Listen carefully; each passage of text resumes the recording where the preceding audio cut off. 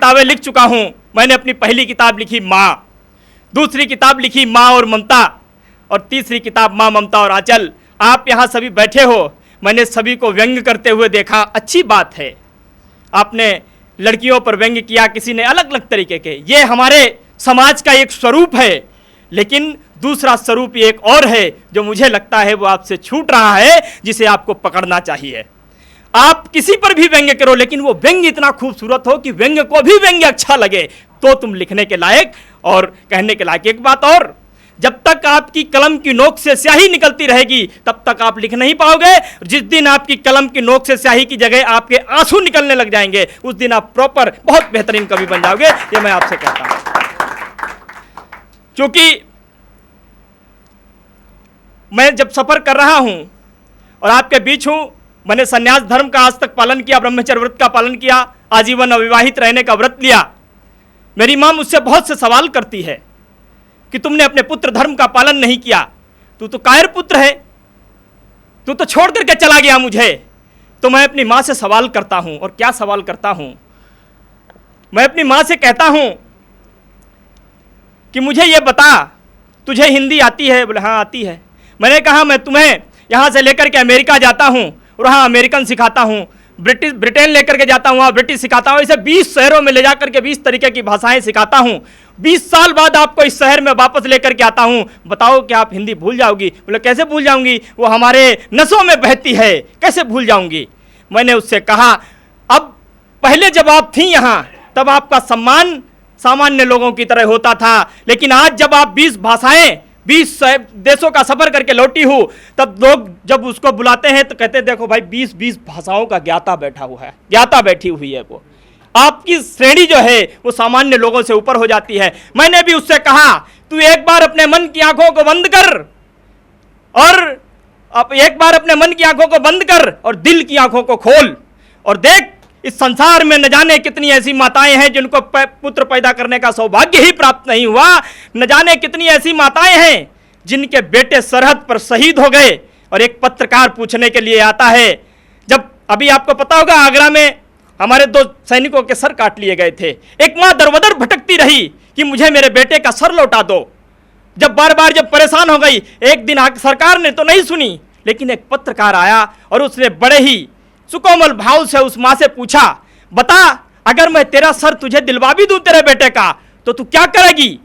तू तो रोएगी। बोले मैं सर इसलिए नहीं मांग रही हूं कि मैं अपने आंखों से आंसू बहाऊं, मैं सर इसलिए नहीं मांग रही हूं कि मैं शोकाकुल होकर के बैठूं, मैं सर इसलिए मांग रही हूं, मैं देखना चाहती हूं कि जब हमारे बेटे की गर्दन पर दुश्मन की तलवार चल रही थी, उसके चेहरे पर डर का सिकन तो नहीं थी, उसकी भ्रकुटी का तनाव कम तो नहीं हो गया था, उसने हमारे दूध की लाज रखी थी कि नहीं रखी थी। एक माँ वो है जिसका एक बेटा शहीद हो गया और वो कहती है कि एक बेटा और होता तो वो भी मैं कुर्बान कर देती। और मैंने अपनी माँ से कहा अगर तू मुझे बेटा मानती है, मेरे दर्द को समझती है, अन्य लोगों को बेटा नहीं मानती है, तुम मां होने का पाप रखती, ढोंग रखती है। क्योंकि मां कोई शरीर का स्ट्रक्चर नहीं होती है, मां कोई शरीर का ढांचा नहीं होती है, मां एक एहसास होता है, मां एक भाव होता है, मां एक कविता होती है, मां एक गीत होता है। मां होती है तो भी होती है, नहीं होती है तो भी होती है।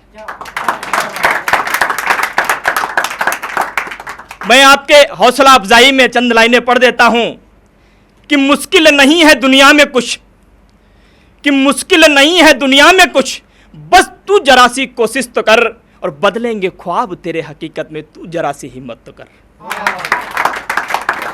मुश्किल नहीं है दुनिया में कुछ, बस तू जरा सी कोशिश तो कर और बदलेंगे ख्वाब तेरे हकीकत में, तू जरा सी हिम्मत तो कर। कि आंधियां सदा चलती नहीं और मुश्किलें सदा रहती नहीं। आज आधुनिक जमाना है, हमारे पास अत्याधुनिक संसाधन आ गए। आप आज के 10 साल पहले की बात करो और आज भी राजस्थान के कई एक मैंने देखा गांव में जहां पक्के मकान नहीं है, आज भी घास फूस की झोपड़ियां बनी हैं और आंधी और तूफान जब आता है तो उनको वो उजाड़ करके चली जाती है। बताओ क्या लोग जिंदगी जीना छोड़ देते हैं? नहीं, फिर से दोबारा अपने मकान को, भवन को बनाते। हो सकता है पहले बहुत अच्छा बना था, इस बार अच्छा नहीं, सृजन करते हैं और पुनर्जीवन स्थापित करते हैं, अपने जीवन को जीना शुरू करते हैं। कि आंधियां सदा चलती नहीं और मुश्किलें सदा रहती नहीं और मिलेगी तुझे मंजिल तेरी, बस तू जरा सी कोशिश तो कर। राह संघर्ष की जो चलता है, इस बात को समझना, राह संघर्ष की जो चलता है वही तो अपने संसार को बदलता है। मैं एक बार एलन में प्रेजेंटेशन दे रहा था कोटा में, तो बच्चों से मैंने पूछ लिया, मैं जब संसार की बात करता हूं संसार का मतलब क्या समझते हो?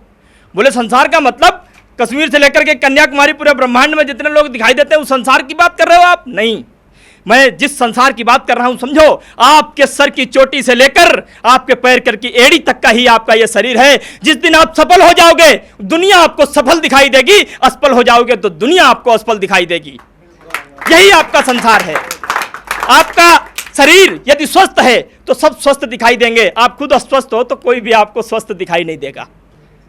तो राह संघर्ष की जो चलता है वही तो संसार को बदलता है, और रातों से जंग जिसने जीती है वही सुबह एक नया सूर्य बनकर निकलता है। हम कई बार ये सोचते हैं कि सूरज का काम सुबह उदय हो जाना और शाम को छिप जाना, नहीं, गलत बात है। वो प्रकृति का एकाहे अंश होने के नाते निरंतर 12 घंटे अंधकार से लड़ाई लड़ता है, 12 घंटे अथक मेहनत करता है, पसीने बहाता है, उसके बाद अंधकार को पराजित करके सुबह रोशनी देता है। और जब रोशनी देता है वो इस बात को नहीं सोचता कि आप सो करके उठ जाओ तब हम निकलेंगे, आप उठ जाओ तब हम निकलेंगे, उसको निकलना होता है तो वो निकल जाता है। और आज जिस चीज के लिए आप यहाँ बैठे हो, हेमराज, हेमराज का मतलब भी साथ में बताते चलूं, हेमराज का मतलब होता है सोने के राज, सोने के राजा।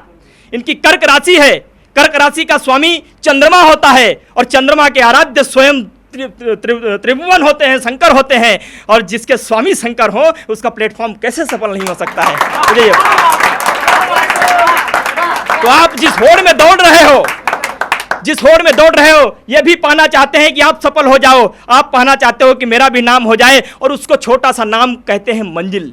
कि मंजिलें बड़ी जिद्दी होती हैं, हासिल कहाँ नसीब से होती हैं। हमारा नसीब इतना तेज होता तो हम यहाँ क्यों आते? हम इंतजार करते हैं हेमराज जी एक दिन माइक और कैमरा लेकर के खुद ही हमारे घर आएंगे रिकॉर्ड करने के लिए हमारी कविता, हम इंतजार करते। तो मंजिलें बड़ी जिद्दी होती हैं, हासिल कहाँ नसीब से होती हैं, मगर वहां तूफान भी हार जाते हैं जहां आप जैसी किस्तियां जिद पर होती हैं, जहां आप जैसी किस्तियां जिद पर होती हैं। और अंतिम लाइन कि जीत यदि निश्चित हो तो कायर भी जंग लड़ लेते हैं, जीत यदि निश्चित हो तो कायर भी जंग लड़ लेते हैं। हमें मालूम है हमारे राजा साहब ने 1000 युद्ध लड़े, आज तक एक भी युद्ध हारे ही नहीं, आज भी एक तक युद्ध नहीं हारे। तो उनके पीछे भाला और ढाल लेकर के खड़े होने में हमें कोई दिक्कत नहीं, मैं सो भी जाऊं मुझे विश्वास है वो हारे नहीं आज तक, तो हमारे पास तक आएगा ही नहीं प्रहार। मैं इस बात पे कहता हूं आपके बाप के पास करोड़ों की संपत्ति है, उस संपत्ति पे अय्याशी करना बहुत गलत बात है। आप 1 रुपए कमाओ लेकिन उस 1 रुपए में आपके पसीने की महक होनी चाहिए, तब आप इंसान कहलाने के लायक हो। बाकी और क्या कहूं मैं आपके लिए, खुद ही समझ जाओ। जीत यदि निश्चित हो तो कायर भी जंग लड़ लेते हैं, मगर बहादुर तो वो लोग हैं कि हार निश्चित है फिर भी मैदान नहीं छोड़ते हैं।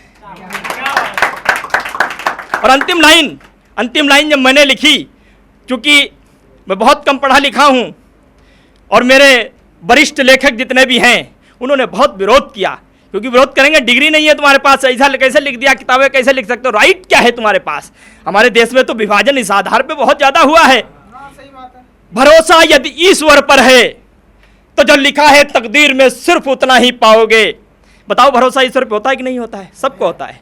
और ये भी हमको सिखाया जाता है हमारे घर से लेकर के, माँ सिखाती है, बाप सिखाता है, हमारे चाचा ताऊ मामा मौसी, स्कूलों में, मंदिरों मस्जिदों गुरुद्वारों में सिखाया जाता है कि जो तकदीर में है उतना ही मिलेगा, उससे ज्यादा नहीं मिलेगा। मैं इस बात को मानता ही नहीं, मैं इस बात को बिल्कुल नहीं मानता कि भरोसा यदि ईश्वर पर है तो जो लिखा है तकदीर में सिर्फ उतना ही पाओगे, और यदि भरोसा अपने आप पर है तो ईश्वर वही लिखेगा जो आप चाहोगे। अगर आपने चाहा तो ही तो आप यहां बैठे हो, नहीं चाहते तो आप अपने घर में बैठे रहते। एक बार हमसे एक बच्चे ने पूछा कि सर मैं बहुत बड़ा आदमी बनना चाहता हूं, मैं क्या करूं? तो मैंने कहा बड़ा आदमी बनना चाहते हो? फिर उसने दूसरा कहा कि सर एक दिन तो ऐसा होगा। तो मैं कौन सा दिन होगा? बोले ये नहीं पता। बोले एक दिन ऐसा होगा, कौन सा होगा? नहीं पता। तो बोले बहुत बड़ा आदमी बनना चाहता हूं। क्या बड़े आदमी का मतलब? बोले बड़ी गाड़ी, बड़ा घर। तो मैंने उसको, जैसे उसने पूछा मैंने उसको वैसे ही जवाब दे दिया कि बड़ा घर और बड़ी गाड़ी लेना चाहते हो, बड़ी मेहनत, बड़ी सफलता छोटी मेहनत, छोटी सफलता, कोई मेहनत नहीं, कोई सफलता नहीं। लगा के तकिया सो, तुम्हें कौन कहने आ रहा है कि तुम मेहनत करो? सिंपल सी बात। बड़ी सफलता बड़ी मेहनत, छोटी सफलता छोटी मेहनत, कोई सफलता नहीं और कोई मेहनत नहीं। और अंतिम लाइन कि मुझे कुछ मिले और चाहे न मिले, यह मुकद्दर की बात है। मुझे कुछ मिले और चाहे न मिले, यह मुकद्दर की बात है। मेरी बात को रहमान अली साहब समझ रहे होंगे। इनको जब मैं इंडियन आइडियल पर सुनता था, क्या सुरीला गाते थे, मानो ऐसे लगते थे मुरझाए फूल खिल जाते थे। मैंने खूब सुना है इनको और बड़ा खूबसूरत लगता था। एक चीज़ और आपको बताते चलूँ, हमारे हिंदुस्तान में जो भाषा होती है, भाषा इंसान को जीना सिखाती है और संगीत इंसान को खिलखिलाना सिखाता है। मुझे कुछ मिले और चाहे न मिले, यह मुकद्दर की बात है, मगर हम कोशिश भी न करें, यह गलत बात है, यह गलत बात है। तो मैं सिर्फ आपसे इतना ही कहना चाहता हूं कि कभी जो होता है वो काल्पनिक होता है, कभी कभी वास्तविक नहीं होता है। होता है वास्तविक, क्योंकि जो वास्तविक है वो कभी है ही नहीं। और कभी जो होता है वो शरीर नहीं होता है, कभी के साथ में दिल और दिमाग दोनों का समन्वय होता है। और जब दोनों का समन्वय होता है तभी चीज़ें स्थापित होती हैं, तभी चीज़ें सकारात्मक होती हैं, तभी चीज़ें सिद्ध होती हैं। आप लगे रहो, आप लिखते रहो। मुझे एक दिन विश्वास है, जिस दिन आपकी कलम आपसे ये कह देगी भाई मुझे माफ़ कर दो, इस स्याही के दम पर नहीं, अब आपके आंसू के दम पर आपकी कविता लिखने के लिए मैं राजी हूँ। बहुत